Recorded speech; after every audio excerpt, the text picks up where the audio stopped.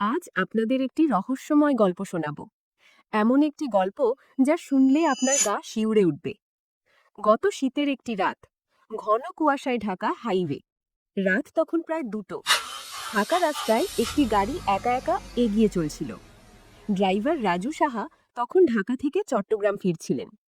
হঠাৎ করেই হেডলাইটের আলোয় দেখা গেল রাস্তার মাঝখানে দাঁড়িয়ে আছে সাদা শাড়ি পরা এক মহিলা। রাজু ভাবলেন, এত রাতে একজন মহিলা একা কি করছেন? নিশ্চয়ই কোনো সমস্যায় পড়েছেন।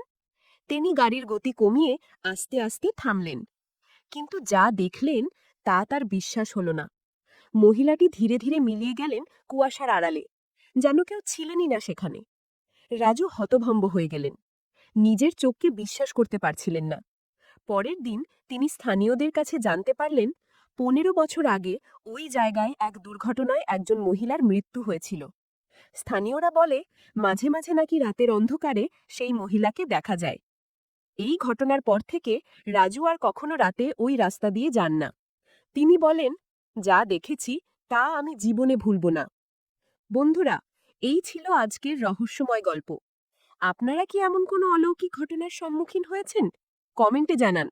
আর হ্যাঁ, আমাদের চ্যানেলটি সাবস্ক্রাইব করতে ভুলবেন না। নতুন নতুন রহস্যময় গল্প নিয়ে আবার আসব। ধন্যবাদ।